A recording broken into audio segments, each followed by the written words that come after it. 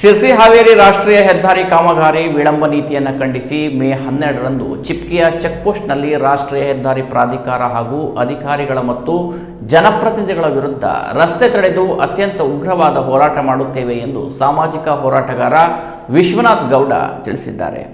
ಸಿರಸಿ ನಗರದ ಪತ್ರಿಕಾ ಭವನದಲ್ಲಿ ಕರೆದ ಸುದ್ದಿಗೋಷ್ಠಿಯಲ್ಲಿ ಮಾತನಾಡಿದ ಅವರು, ಸಾಗರಮಾಲಾ ಯೋಜನೆಯಡಿ ಕೈಗೆತ್ತಿಕೊಂಡಿರುವ NH76ರ ಈ ಹಾವೇರಿ ಸಿರಸಿ ರಸ್ತೆಯ ಕಾಮಗಾರಿಯ ವಿಳಂಬದಿಂದ ಹಾಗೂ ಗುತ್ತಿಗೆದಾರರ ನಿರ್ಲಕ್ಷ್ಯದಿಂದ ಪ್ರತಿನಿತ್ಯ ಸಿರಸಿಯಿಂದ ಹುಬ್ಬಳ್ಳಿಗೆ ಹಾಗೂ ಸಿರಸಿಯಿಂದ ಹಾವೇರಿ ಬೆಂಗಳೂರು ಕಡೆಗೆ ಓಡಾಡುವ ಶಾಲಾ ಕಾಲೇಜು ವಿದ್ಯಾರ್ಥಿಗಳು, ಪ್ರಯಾಣಿಕರು, ವಯೋವೃದ್ಧರು ಪರದಾಡುವಂತಾಗಿದೆ. ರಸ್ತೆಯ ಅಕ್ಕಪಕ್ಕದಲ್ಲಿರುವ ಮನೆಗಳ ರಸ್ತೆಯನ್ನು ಅಗೆದು ಹಾಕಿರುವುದರಿಂದ ಕಳೆದ 1 ವರ್ಷದಿಂದ ಪ್ರತಿನಿತ್ಯವೂ ಸಾರ್ವಜನಿಕರು ನರಕಯಾತನೆ ಅನುಭವಿಸುತ್ತಿದ್ದಾರೆ. ಈಗಾಗಲೇ ನಾವು ಸಂಬಂಧಿಸಿದ ಗುತ್ತಿಗೆದಾರರ ಮೇಲೆ FIR ದಾಖಲಿಸಿದರೂ ಇದುವರೆಗೂ ಯಾವುದೇ ರೀತಿಯ ಕ್ರಮವನ್ನು ಗುತ್ತಿಗೆದಾರರ ಮೇಲೆ ಜರುಗಿಸಿಲ್ಲ. ರಸ್ತೆಗೆ ಸರಿಯಾಗಿ ನೀರು ಸಿಂಪಡಣೆ ಮಾಡುತ್ತಿಲ್ಲ. ರಸ್ತೆಯ ಅಕ್ಕಪಕ್ಕದಲ್ಲಿರುವ ವಿದ್ಯುತ್ ಕಂಬಗಳನ್ನು ಸರಿಯಾದ ರೀತಿಯಲ್ಲಿ ಸ್ಥಳಾಂತರಿಸಿಲ್ಲ. ಇಷ್ಟಾದರೂ ಸಂಬಂಧಪಟ್ಟ ಅಧಿಕಾರಿಗಳು ಹಾಗೂ ಜನಪ್ರತಿನಿಧಿಗಳು ಒಂದು ಮೀಟಿಂಗ್ ಮಾಡಿರುವುದಿಲ್ಲ ಎಂದು ಆರೋಪಿಸಿದರು. ಹಾಗಾಗಿ ಮೇ 12ರಂದು ಚಿಪ್ಗಿ ಚೆಕ್ ಪೋಸ್ಟ್ನಲ್ಲಿ ಸಿರಸಿ ಹಾವೇರಿ ರಾಷ್ಟ್ರೀಯ ಹೆದ್ದಾರಿಯ ವೈಜ್ಞಾನಿಕ ಕಾಮಗಾರಿ ಕುರಿತು ಮತ್ತು ವಿಳಂಬ ಧೋರಣೆ ವಿರೋಧಿಸಿ ಹಲವಾರು ಸಂಘ ಸಂಸ್ಥೆಗಳು ಸೇರಿಕೊಂಡು ರಸ್ತೆ ತಡೆದು ಉಗ್ರ ಹೋರಾಟ ಮಾಡುತ್ತೇವೆ ಎಂದು ಎಚ್ಚರಿಸಿದರು. ವಿನಾಯಕ್ ಶೆಟ್ಟಿ ಅವರು ಮಾತನಾಡಿ, ರಸ್ತೆಯ ಜೊತೆಗೆ ಸರಿಯಾದ ಚರಂಡಿ ವ್ಯವಸ್ಥೆ ಮಾಡದಿದ್ದರೆ ನಾವು ಪ್ರತಿ ಗ್ರಾಮದಲ್ಲಿ ರಾಷ್ಟ್ರೀಯ ಹೆದ್ದಾರಿ ಪ್ರಾಧಿಕಾರದ ವಿರುದ್ಧ ಹಾಗೂ ಅಧಿಕಾರಿಗಳ ವಿರುದ್ಧ ತೀವ್ರ ಸ್ವರೂಪದ ಹೋರಾಟಕ್ಕೆ ಮುಂದಾಗುತ್ತೇವೆ ಎಂದು ಎಚ್ಚರಿಕೆ ನೀಡಿದರು. ಅಬ್ದುಲ್ ಬಶೀರ್ ಅವರು ಮಾತನಾಡಿ, ಗೌಡಳ್ಳಿ ಗ್ರಾಮದ ಜನತೆ ಈ ರಾಷ್ಟ್ರೀಯ ಹೆದ್ದಾರಿ ಕಾಮಗಾರಿಯಿಂದ ರೋಸಿ ಹೋಗಿದ್ದಾರೆ. ರಾಜ್ಯ ಸರ್ಕಾರ ಮತ್ತು ಕೇಂದ್ರ ಸರ್ಕಾರ ಜನರ ಜೊತೆ ಚೆಲ್ಲಾಟವಾಡುತ್ತಿದೆ. ಇದು ಸರಿಯಾದ ಕ್ರಮವಲ್ಲವೆಂದು ಆಗ್ರಹಿಸಿದರು. ಅಲ್ಲದೆ ಇಲ್ಲಿಯ ಜನರು ಧೂಳಿನಿಂದ ಕಂಗೆಟ್ಟು ಚಿಕ್ಕ ಮಕ್ಕಳಿಗೆ ಆ ಧೂಳಿನ ಪರಿಣಾಮದಿಂದ ಅನೇಕ ಸಾಂಕ್ರಾಮಿಕ ರೋಗಗಳು ಬರುತ್ತವೆ. ಈ ಧೂಳಿನಿಂದ ಮಕ್ಕಳ ಮೇಲೆ ಪರಿಣಾಮ ಬೀರಿದ ಕಾರಣ ಆಸ್ಪತ್ರೆಗೆ ಕರೆದುಕೊಂಡು ಹೋದಾಗ ಒಂದು ಇಂಜೆಕ್ಷನ್ 11,000 ರೂಪಾಯಿ ತಗಲುತ್ತಿದೆ. ಹಾಗಾದರೆ ಬಡವರು ಏನು ಮಾಡಬೇಕು ಎಂದು ಪ್ರಶ್ನಿಸಿದರು. ಸಾವಿರಾರು ವಿದ್ಯಾರ್ಥಿಗಳು ಸಿರಿಸಿ ಶಾಲಾ ಕಾಲೇಜುಗಳಿಗೆ ಕಲಿಯಲಿಕ್ಕೆ ಬರ್ತಾ ಇದ್ದಾರೆ.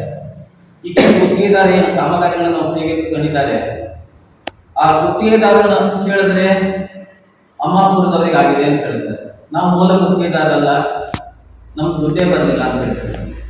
ಈಗ ನಮಗೆ ಅವ್ರು ದುಡ್ಡು ಬಂದಿದೆಯಾ ಬಿಟ್ಟಿದೆಯಾ ನನಗೆ ಗೊತ್ತಿಲ್ಲ. ನಾವು ಕೇಳೋದು ಏನು ಕೇಳಿದ್ರೆ, ಈಗಾಗಲೇ ಚಿಪ್ಪಿಯಿಂದ ವಿಶ್ವಕಪ್ಪದವರಿಗೆ ಅಕ್ಕಪಕ್ಕದ ಮನೆಗಳು ಪೂರ್ತಿ ಎಲ್ಲ ರೋಗ ರುಜಿನಗಳಿಂದ ಬಳಲ್ತಾ ಇದ್ದಾರೆ. ಈಗ ಎಷ್ಟೋ ಜನ ಹುಬ್ಬಳ್ಳಿ ಆಸ್ಪತ್ರೆ ಇರ್ಬೋದು, ಮಂಗಳೂರು KS ಅಂತ ಹಾಸ್ಪಿಟಲ್ಗಳಿಗೆ ಇದು ಮಾಡ್ತೀವಿ. ಇದು ಕಡಿದೂರ ಕಾರಣ ಕೂಡ ಪರಿಸರ ಕೂಡ ವಿನಾಶ ಇದಾಗ್ತದೆ. ಅಕ್ಕಪಕ್ಕದ ಗಿಡಗಳು ಕೂಡ ಆ ಕೆಮಿಕಲ್ ಹಾಕ್ತಾರೆ ಅಥವಾ ಬಿಟ್ಟಿದ್ದಾರೆ ಏನು ಗೊತ್ತಿಲ್ಲ, ನೀರು ಹಾಕಲ್ಲ, ಮತ್ತೆ ಏನು ಮಾಡಲ್ಲ. ಅದರಿಂದ ಕೂಡ ಈಗ ಪರಿಸರ ಹಾಳಾಗ್ತಾ ಇದೆ. ಮತ್ತೆ ಈಗ ಮುಂದಿನ ದಿನಗಳಲ್ಲಿ ಈಗ ಗುತ್ತಿಗೆದಾರರು ಈಗ ಜನಪ್ರತಿನಿಧಿಗಳು ಕೇಳಿದ್ರೆ ನಮಗೆ ಬರಲ್ಲ ಅಂತಾರೆ, ಅವ್ರಿಗೆ ಬರಲ್ಲ ಅಂತಾರೆ. ಬಟ್ ಇದನ್ನೇ ಸಮಸ್ಯೆ ಆ ಕಡೆ ಹೋದ್ರೆ ಇಲ್ಲಿ ಏನಾಗ್ತಿದೆ ಕೇಳಿದ್ರೆ 2 ಸಂಸದರು ಬರ್ತಾರೆ.